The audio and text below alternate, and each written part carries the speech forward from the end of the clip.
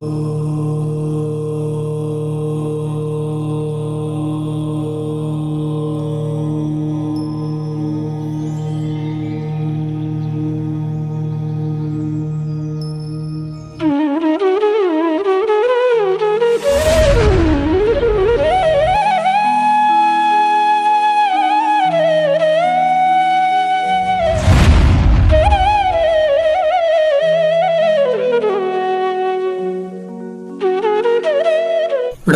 अरिहन्ताणम् नमो सिद्धाणम् नमो आयरीयाणम् नमो वज्झायाणम् नमो लोये सौवसावूणम् मोक्षमार्गस्य नेतारम् भेत्तारम् कर्म भूभृताम् ज्ञातारम् विश्वतत्त्वानाम् वंदे तत्गुणलब्धये। 1008 श्री मूलनायक आदिनाथ भगवान की जय। द्वासांग जिनवाणी माता की जय। आचार्य श्रेष्ठ आचार्य गुरुवर श्री 108 पूज्यपाद स्वामी महाराज की जय। आचार्य श्रेष्ठ आचार्य गुरुवर श्री 108 विद्यासागर जी महाराज की जय। जगत पूज्य निर्यापक श्रमण मुनि पुंगव श्री 108 सुधा सागर जी महाराज की जय। समस्त मुनि संघ की जय। पूज्यवर आचार्य पूज्यपाद स्वामी जी द्वारा रचित सर्वार सिद्धि ग्रंथराज की स्वाध्याय श्रृंखला में हम सभी 8वें अध्याय के अंतर्गत 8 कर्मों के विशेष स्वरूप का वर्णन पढ़ रहे हैं। 8 कर्मों का बंध कैसे होता है, बंध के प्रकार कौन कौन से होते हैं और बंध के प्रकारों के अंतर्गत प्रकृति बंध में जो 148 कर्म प्रकृतियां हैं उनके स्वरूप को हमने समझ लिया है। प्रकृति बंध के बाद स्थिति बंध पर अपन ने चर्चा करना प्रारंभ किया था, जिसमें सभी कर्मों की उत्कृष्ट स्थिति कितनी होती है और जघन्य स्थिति कितनी होती है और कौन जीव उस उत्कृष्ट और जघन्य स्थिति का बंध करते हैं, इसके बारे में भी अपन सभी चर्चा कर चुके हैं। पूर्व कक्षा में हमने अनुभाग बंध पर चर्चा करना प्रारंभ किया था, जिसमें उसमें बताया गया था विपाकोनुभवः, जो कर्म का फल प्राप्त करना है या जब कर्म उदय में आता है और अपना फल देता है उसी को हम विपाक कहते हैं। और उस फल देने की जो शक्ति होती है उस शक्ति को ही अनुभाग कहते हैं। जब हम कर्म बंध करते हैं तो उस कर्म बंध के समय ही उस कर्म के जो पौद्गलिक परमाणु थे उन परमाणुओं में वह शक्ति आ जाती है कि यह किस प्रकार का फल देगी, तीव्र फल मिलेगा या मंद फल मिलेगा या मध्यम फल मिलेगा, ये अनुभाग बंध के समय ही डिसाइड हो जाता है। अब जब हमें कर्म का उदय प्राप्त होता है और उसका फल मिलता है तब उस फल में विसंगतियां देखी जाती हैं। किसी के असातावेदनी कर्म के उदय में कई प्रकार के दुखों का सामना करना पड़ता है और किसी किसी के उसी असातावेदनी कर्म के उदय में दुख तो मिलता है लेकिन बहुत तीव्र दुख नहीं होता। इस प्रकार से सभी कर्मों के अनुभाग में अंतर पाया जाता है। ये अनुभाग बंध की कुछ विशेषताएं अपन ने समझी थी पूर्व कक्षा में। उसमें उन्होंने बताया था कि कर्मों का जो फल देना है ये 2 प्रकार से प्राप्त होता है, स्वामुख से और परमुख से। मतलब जो कर्म प्रकृति जिस रूप में बांधी है वह कर्म प्रकृति अपने स्वयं मुख से ही जब फल देती है तो उसे हम स्वामुख कहते हैं।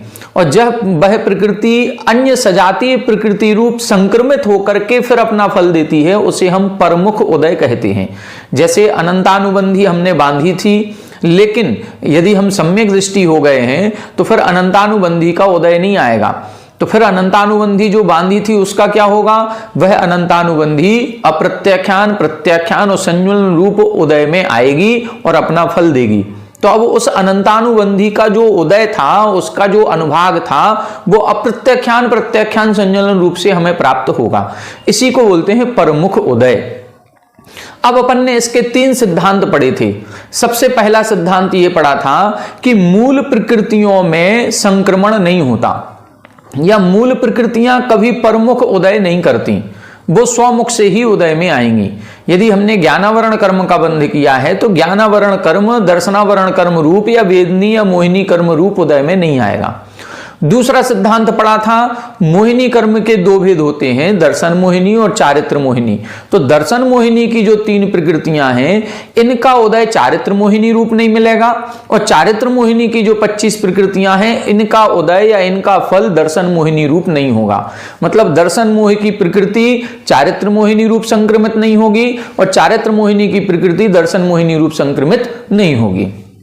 तीसरा नियम अपन ने पढ़ा था, आयु कर्म के जो 4 उत्तर भेद हैं, नरकायु, त्रियंचायु, मनुष्यायु और देवायु, ये चारों भेद भी, चारों उत्तर प्रकृतियां भी सजातीय होने पर भी संक्रमित नहीं होती हैं।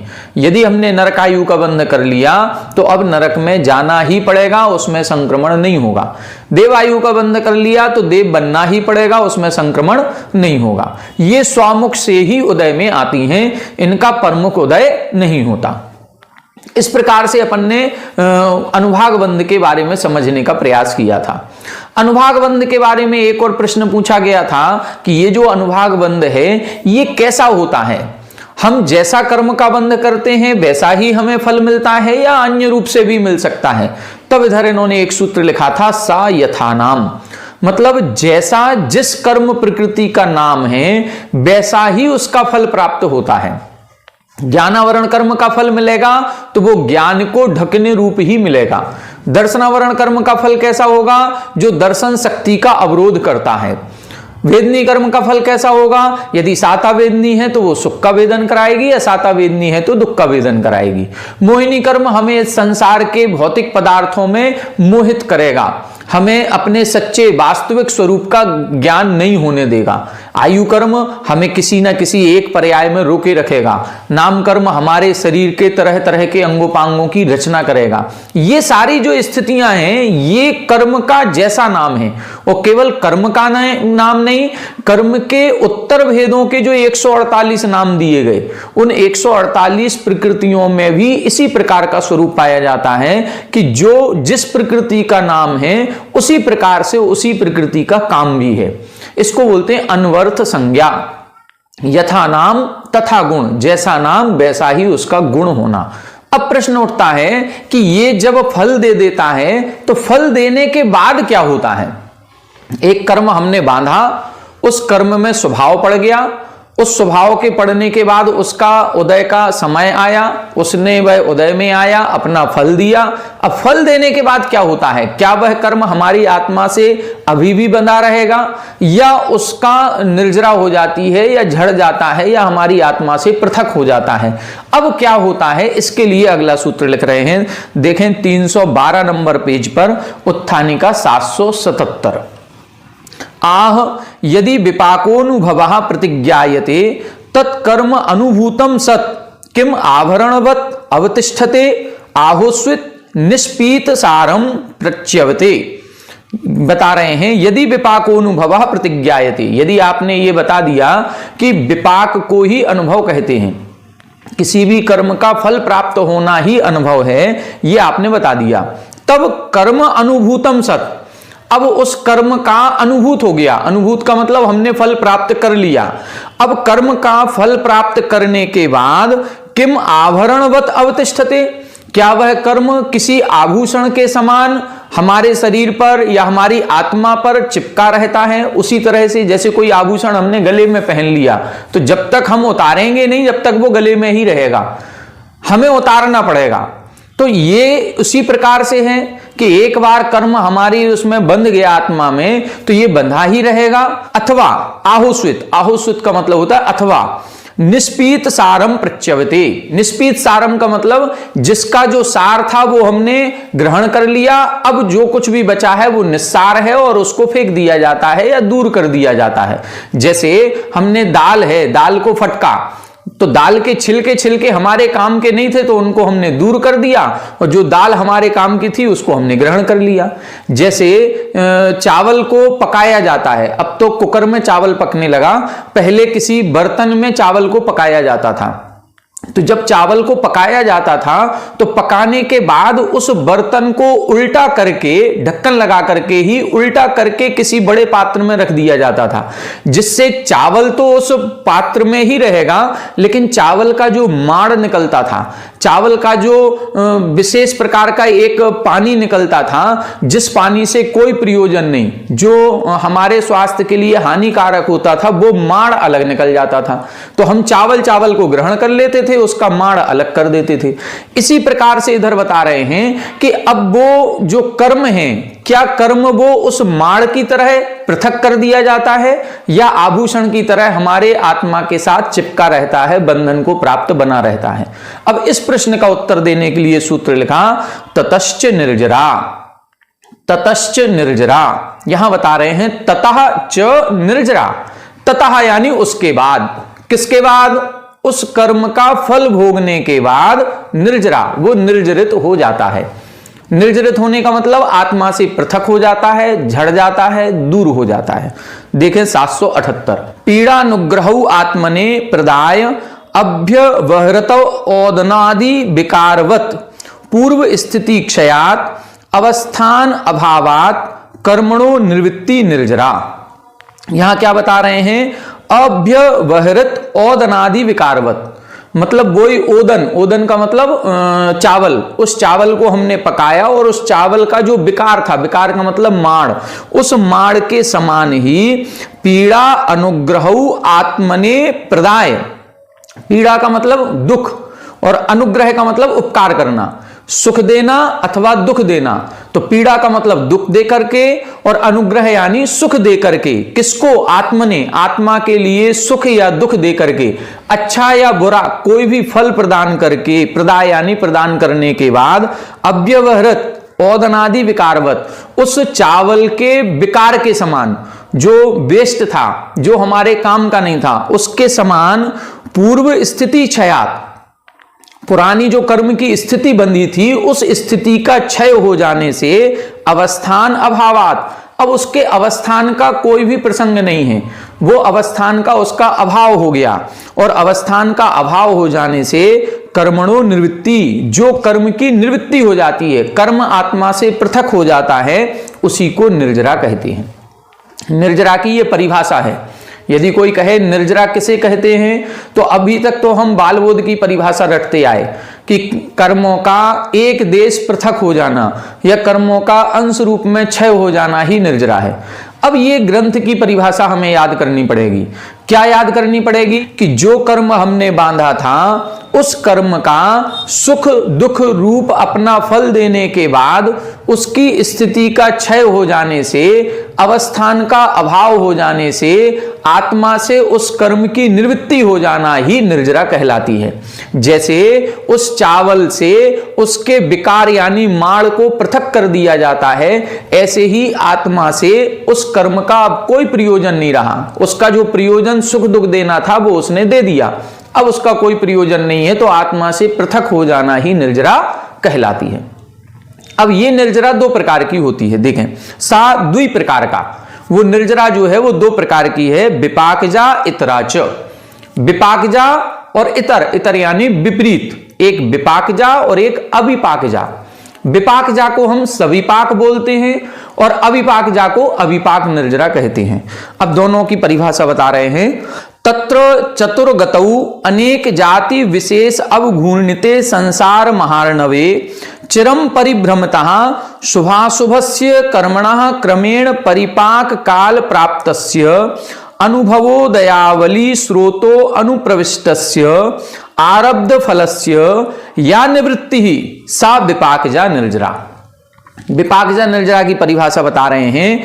तत्र चतुर्गतौ अनेक जाति विशेष अवघूर्णिते, कहां पर? चारों गतियों में, और चारों गतियों में भी अनेक जातियों में, त्रियंच गति, मनुष्य गति, नरक गति, देवगति, इन चारों गतियों में। और अनेक जाति, अनेक जाति का मतलब एक इंद्री, कभी दो इंद्री, कभी तीन इंद्री, कभी चार इंद्री, कभी पंच इंद्री, या 84 लाख योनियों में। अब घूर्णते, घूमते हुए, जो भ्रमण कर रहा है, और कहां? संसार महार्णवे, संसार रूपी महासमुद्र में चिरम परिभ्रमता, जो अनेक वर्षों से या अनेक भवों से, बहुत लंबे समय से जो परिभ्रमण कर रहा है। कैसे परिभ्रमण कर रहा है? शुभाशुभस्य कर्मणः क्रमेण परिपाक काल प्राप्तस्य। जो शुभ और अशुभ कर्म हमने बांधे थे, उन कर्मों का क्रमेण, क्रम पूर्वक हमने कोई कर्म बांधा और वो 100 वर्ष का बांधा था, 100 वर्ष पूरा हुआ तो बोधय में आ गया। उसके बाद जो कर्म का समय पूरा हो रहा था बोधय में आ गया। क्रमेण, क्रम पूर्वक परिपाक काल प्राप्तस्य, जिसका परिपाक यानी पकने का या फल देने का जिसका समय प्राप्त हो गया है।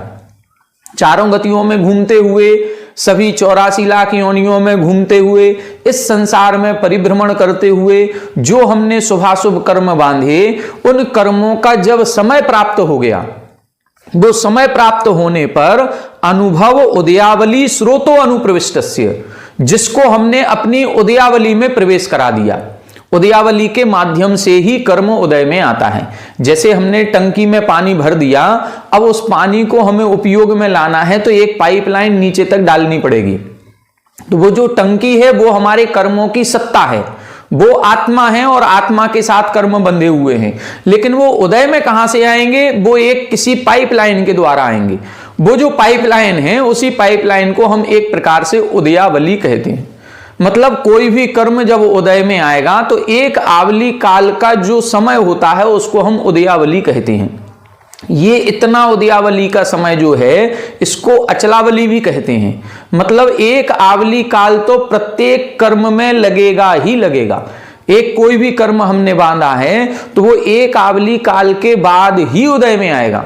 जैसे मान लो टंकी में पानी खत्म हो गया और हम कहें बाथरूम में बैठे हैं नहाने के लिए, अचानक से पानी खत्म हो गया।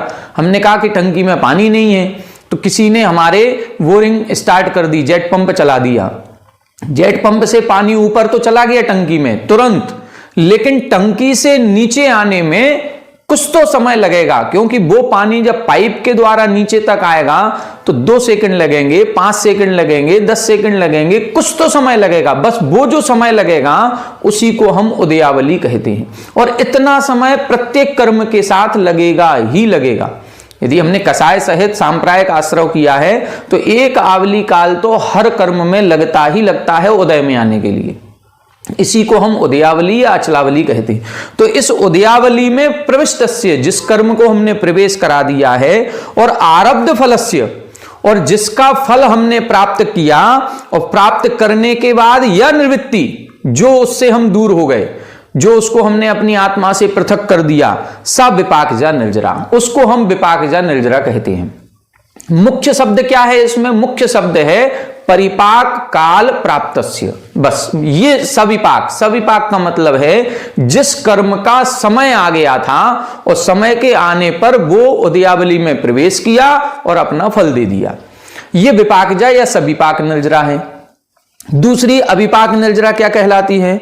यत् कर्म अप्राप्त विपाक कालम, जिस कर्म का अभी समय नहीं आया लेकिन समय आने के पूर्व ही औपक्रमिक क्रिया विशेष सामर्थ्यात, औपक्रमिक क्रिया विशेष की सामर्थ्य से हमने कुछ बहिरंग ऐसे निमित्त जुटाए और उन निमित्तों के कारण से उस कर्म को उदय में जबरन ला दिए।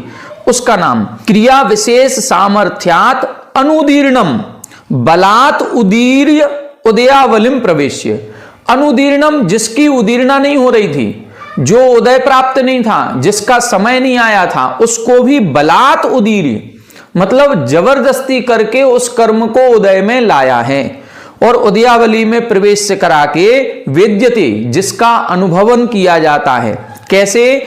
आम्र पनसादि पाकवत, जैसे आम्र या पनस, पनस बोलते हैं कटहल को।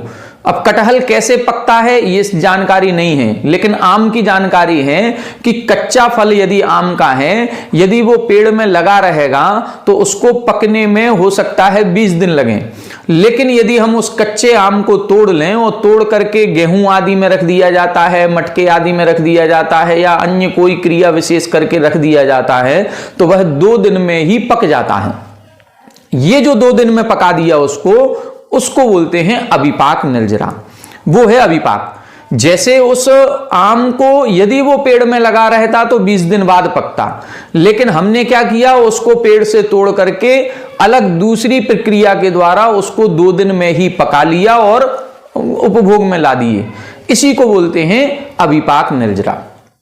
ऐसे ही कर्मों के साथ हैं। कर्म जो हमने बांधे थे वो कर्म का यदि समय आता तो हो सकता 100 वर्ष बाद आता, लेकिन उस कर्म को हमने समय पूर्व ही उदय में लाया और उदय में ला करके भोग करके झड़ा दिया।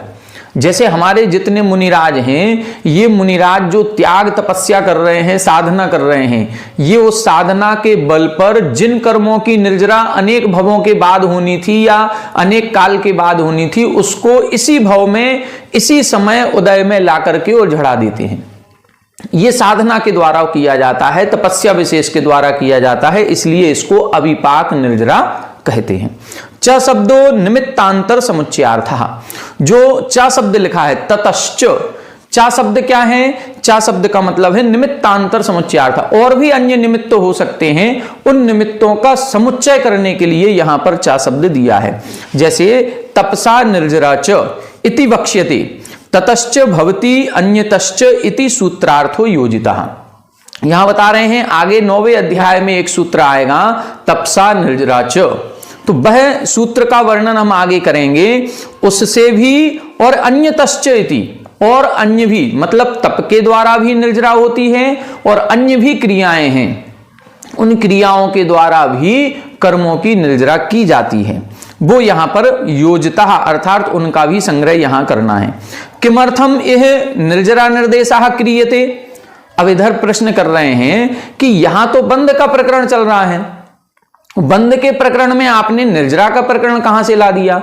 इसका वर्णन तो संवरात परानिर्देष्टव्य उद्देश्यवत, इसका वर्णन तो संवर का वर्णन हो जाता उसके बाद करना चाहिए, क्योंकि पहले आश्रव, फिर बंध, फिर संवर, फिर निर्जरा। तो उद्देश्य क्रम से यदि हम चलेंगे तो पहले आश्रव होगा, फिर बंध, फिर संवर, फिर निर्जरा। तो आपने आश्रव किया ठीक है, फिर बंध किया वो भी ठीक है, लेकिन संवर का बताया नहीं और निर्जरा का वर्णन करने लगे, तो ये क्यों किया आपने। तब इधर लिख रहे हैं लघुवर्थम यह वचनम। यहां तो हमने जो वर्णन किया है ये लघु, बहुत शॉर्ट में वर्णन किया है, विस्तार से वर्णन तो हम आगे ही करेंगे। यहां पर संक्षेप में चूंकि विषय आ गया था, उस विषय का प्रतिपादन करने के लिए संक्षेप में यहां पर निर्जरा के भेद हमने बताए हैं। तत्र ही पाठे विपाकोनुभवः इति पुनः अनुवादः कर्तव्य स्यात्। यदि हम वही 9वें अध्याय में ही इसका वर्णन करते, अभी नहीं करते, तो फिर ये विपाकोनुभवः सूत्र हमें वहां भी लिखना पड़ता, क्योंकि प्रसंग तो वहां भी आता ना, वहां पर हमें सूत्र लिखना पड़ता है। इसलिए यहां चूंकि ये प्रसंग आ गया था कि कर्म का फल भोगने के बाद क्या होता है, वो जो हमने फल भोग लिया है, तो फल भोगना ही तो निर्जरा है। अब उसका फल जो हमने भोगा वो 2 प्रकार से भोगा, या तो हमने समय प्राप्त जिनका हो गया था उस प्रकार से भोगा, और जिनका समय नहीं आया था उनको भी भोगा। तो ये दोनों प्रकार से जब भोगा है तो वही निर्जरा के 2 भेद यहां पर हमने बता दिए, इसलिए यहां पर यह वर्णन इन्होंने कर दिया। बाकी 9वें अध्याय में ही निर्जरा का वर्णन आएगा, तो 9वें अध्याय में संवर और निर्जरा दोनों का वर्णन हम पढ़ेंगे। अब इधर देखें आगे 779 आह अभिहितो अनुभवबंधा। अब यहां पर अनुभाग बंध या अनुभव बंध का वर्णन हो गया। इदानीम प्रदेश बंधु वक्तव्य। अब प्रदेश बंध रह गया, प्रकृति, स्थिति, अनुभाग और प्रदेश। तो प्रकृति बंध हो गया, स्थिति बंध हो गया, अनुभाग बंध हो गया। अब प्रदेश बंध की चर्चा कर रहे हैं। तस्मिंश्च वक्तव्ये सति इमे निर्देष्टव्यः। तस्मिंश्च वक्तव्ये, अब उस प्रदेश बंध का जब भी वर्णन किया जाएगा, इमे निर्देष्टव्यः, ये निर्देश जरूर किया जाएगा जो आगे की लाइन में बता रहे हैं। इनका निर्देश किए बिना प्रदेश बंध का वर्णन हो ही नहीं सकता। अब वो क्या चीज है ऐसी, तब बता रहे किम हेतवः। जो कर्म का बंध होता है वो किस कारण से होता है, मतलब क्यों होता है, उसका उद्देश्य क्या, कदा कब होता है, कुतः किस कारण से होता है, किम स्वभावः उस कर्म बंध का स्वभाव क्या है, कस्मिन कहां होता है, और किम परिमाणाश्च और कितने परिमाण में होता है। ये 6 प्रश्नों के उत्तर स्वरूप ही प्रदेश बंध का कथन होता है। ये 6 प्रश्न हमें करने हैं और 6 प्रश्नों का यदि उत्तर मिल गया तो समझ लो प्रदेश बंध समझ गए। प्रदेश बंध किसे कहेंगे? जो कर्म का बंध हमने किया वो क्यों किया, कब किया, किस कारण से किया, कहां पर किया, कहां से किया और कितने परिमाण में किया। बस ये यदि प्रश्नों के उत्तर मिल गए तो हमारा प्रदेश बंध समझ में आ जाएगा। तदर्थम इदम क्रमेण परिगृहीत प्रश्नापेक्ष भेदम सूत्रम प्रणीयते। तदर्थम इदम क्रमेण, इसीलिए इसी क्रम से, जिस क्रम में हमने ये प्रश्न पूछे हैं उसी क्रम से परिगृहीत प्रश्न अपेक्षम, इन्हीं प्रश्नों के उत्तर की अपेक्षा से सूत्रम प्रणीयते, जो अगला सूत्र है वो इसी प्रश्नों के उत्तर की अपेक्षा से लिखा गया। यदि ये सूत्र हम समझ गए तो प्रदेश बंध समझ में आ जाएगा। और इस सूत्र में इन्हीं प्रश्नों के उत्तर दिए गए हैं। 6 प्रश्नों के उत्तर एक ही सूत्र में हैं। देखें, नाम प्रत्ययाः सर्वतो योग विशेषात् सूक्ष्मैक क्षेत्रावगाह स्थिताः सर्वात्म प्रदेशेष्वनन्तानन्त प्रदेशाः। नाम प्रत्ययाः सर्वतो योग विशेषात् सूक्ष्मैक क्षेत्रावगाह स्थिताः सर्वात्म प्रदेशेष्वनन्तानन्त प्रदेशाः। यहां बता रहे हैं नाम प्रत्ययाः, फिर सर्वतो, फिर योग विशेषात्, फिर सूक्ष्म, फिर एक क्षेत्रावगाह स्थिताः, फिर सर्वात्म प्रदेशेषु, फिर अनंतानंत प्रदेशाः। अब क्रम से प्रश्नों को देखें। सूत्र उत्थानिका 779 पर किम हेतवः, इन कर्मों का जो बंध होता है वो क्यों होता है? तो उसका उत्तर है नाम प्रत्ययाः। इनका उद्देश्य क्या है? नाम प्रत्यय, अपने अपने नाम में कारणभूत है। जो हमने ज्ञानावरण कर्म का बंध किया है उसका उद्देश्य क्या है? उसका उद्देश्य ज्ञान को ढकना। दर्शनावरण कर्म को हमने बांधा, वो दर्शनावरण कर्म का उद्देश्य क्या है? दर्शन गुण को ढकना। तो ये नाम प्रत्यय, जैसा जिस कर्म का नाम है वैसा ही उस कर्म का नेचर है, वैसा ही स्वभाव है, वैसी ही प्रकृति है और वैसा ही वो काम करता है। इसी उद्देश्य से वो कर्म का बंध होता है। तो किम हेतवः, किस हेतु से होता है? तो वो हेतु बता दिया। क्यों हुआ? ज्ञान को ढकने के लिए, दर्शन को ढकने के लिए, सुख दुख देने के लिए। ये पहले प्रश्न का उत्तर। कदा, दूसरे प्रश्न का प्रश्न क्या है? कदा, कब होता है? तो लिखा सर्वतो, सर्वतः। सर्वतः का मतलब एक भाव में नहीं होता है, सभी भावों में होता है। हम पूर्व भाव में थे, वहां भी कर्म का बंध किया, इस भाव में हैं, यहां भी कर्म का बंध कर रहे हैं, अगले भाव में जाएंगे वहां भी कर्म का बंध करेंगे। हम प्रति समय कर्मों का बंध कर रहे हैं, भूतकाल में किया, वर्तमान में कर रहे हैं, भविष्य में भी करेंगे। एक भी भाव, एक भी समय ऐसा नहीं है जिस समय हमें कर्मों का बंध नहीं हो रहा हो। तो कदा होता है, कदा का मतलब कब होता है? तो बता दिया सर्वतो, यानी सभी समयों में कर्म का बंध होता है। आगे लिखा कुतः, किस कारण से होता है? कर्म का बंध करते क्यों हैं हम, किस कारण से, ऐसी हम कौन सी क्रिया करते हैं कि कर्म बंध हो जाता है? तब लिखा योग विशेषात्, योग विशेष के कारण से। मन योग, वचन योग और काय योग, ये 3 योग जो हमारे लगे हुए हैं इनसे ही कर्म बंध होता है। मतलब ये मन वचन काय की जो क्रिया है, इस क्रिया से आत्मा के प्रदेशों में परिस्पंदन होता है और परिस्पंदन हुआ और कर्मों का आश्रव हुआ। अपन पहले पढ़ चुके हैं, काय वांग मनः कर्म योगः स आश्रवः। काय वचन और मन की क्रिया ही योग है और वह योग ही आश्रव है। यदि योग नहीं होगा तो आश्रव भी नहीं होगा। जैसे 14वें गुण स्थानवर्ती जो हमारे मुनिराज हैं, उन 14वें गुण स्थानवर्ती केवली भगवान को नहीं होता। क्यों? क्योंकि उनके योग भी नहीं है। तो किस कारण से हो रहा है? योग के कारण से। अब बता रहे हैं किम स्वभावः, वो जो कर्म हमने बंद किया है उन कर्मों का स्वभाव क्या है, कैसे हैं? तब लिख रहे हैं सूक्ष्म। वो कार्मर वर्गणा जो है वो अत्यंत सूक्ष्म होती है, वो हमको दिखाई नहीं देगी। अपन ने 5 शरीरों का वर्णन दूसरे अध्याय में पढ़ा, उसमें सूत्र लिखा था परम परम सूक्ष्मम। कार्मण शरीर को सबसे बाद में लिखा, औदारिक, वैक्रिय, कहारक, तेजस, कार्मणानि शरीराणि। कार्मण शरीर सबसे बाद में, और लिखा परम परम सूक्ष्मम, मतलब उत्तरोत्तर ये सूक्ष्म सूक्ष्म है। कार्मण शरीर सबसे ज्यादा सूक्ष्म शरीर होता है। और स्वभाव कैसा है? तो लिख रहे हैं एक क्षेत्रावगाह। एक क्षेत्रावगाह का मतलब जो कर्म परमाणुओं को हमने ग्रहण किया वो आत्मा के साथ एक क्षेत्रावगाह संबंध बना लेते हैं। जहां जहां आत्मा के प्रदेश हैं वहीं वहीं कर्म के प्रदेश एक में खो जाते हैं। जैसे दूध में पानी मिला दिया जाता है या दूध में शक्कर घोल दी जाती है, तो वो शक्कर का मिठास जो है वो दूध के एक एक कण में हो गई। इसी तरह से जो कार्मर वर्गणाएं इतनी सूक्ष्म हैं और वो जब हम ग्रहण करते हैं तो आत्मा के सभी प्रदेशों के साथ एक में एक संबंध बना लेती हैं और कैसी हो जाती हैं? स्थित हो जाती हैं, मतलब उसी में जाकर के रच पच जाती हैं, एक में खो जाती हैं और ऐसा अन्योन्य प्रवेश होकर के संबंध बन जाता है कि उनका तभी वो संबंध टूटेगा जब वो अपना फल देंगे, उसके पहले वो नहीं छूटता है। तो यहां पर कर्म के 3 स्वभाव बता दिए। पहला स्वभाव क्या बताया? वो सूक्ष्म है। दूसरा स्वभाव बताया एक क्षेत्रावगाही है और तीसरा स्वभाव बताया स्थित रहते हैं। अब बता रहे हैं कस्मिन, ये जो कर्म बंध होता है ये कहां होता है? तो लिख रहे हैं सर्वात्म प्रदेशेषु, सभी आत्म प्रदेशों में होता है। ऐसा नहीं है कि हम एक उंगली हिला रहे हैं तो फिर योग यहां हो रहा है तो यही कर्मों का बंध होगा, कार्मर वर्गणाएं जो आएंगी वो यहीं आएंगी और यहीं जाकर के मिल जाएंगी। नहीं, हमारे भले ही हलन चलन किसी एक उंगली में हो रहा हो लेकिन कर्मों का बंध पूरे आत्म प्रदेशों में होता है। ऐसा नहीं है कि हम केवल पलक झपका रहे हैं तो केवल आंखों के जो प्रदेश हैं वहीं आकर के कर्मों का बंध होगा।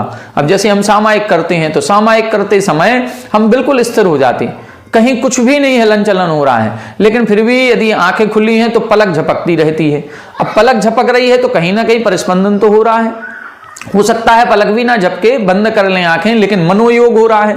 तो कहीं ना कहीं मनोयोग, वचन योग या काय योग कुछ भी हो रहा है, तो जहां योग हो रहा है केवल वही कर्मों का बंध होता हो? नहीं, कर्मों का बंध सभी आत्म प्रदेशों में होता है। इसीलिए लिखा सर्वात्म प्रदेशेषु। और फिर आगे लिखा प्रश्न किम परिमाणाश्च, कितने परिमाण में होता है? तो लिखा अनंतानंत प्रदेशाः, अनंतानंत परमाणुओं को हम प्रति समय ग्रहण करते हैं। ऐसे नहीं कि संख्यात असंख्यात परमाणुओं को ले रहे हो, नहीं, अनंतानंत परमाणु प्रति समय कर्म के योग्य बन जाते हैं। जो कार्मर वर्गणा है, जो कार्मर वर्गणा के पुद्गल स्कंद हैं, वो कार्मर वर्गणा के पुद्गल स्कंद, अनंत पुद्गल स्कंद एक समय में कर्म रूप परिणत हो जाते हैं। इसको बोलते हैं समय प्रबद्ध। इसकी जो अनंतानंत की संख्या है, इस संख्या को आगम में नाम दिया है समय प्रबद्ध।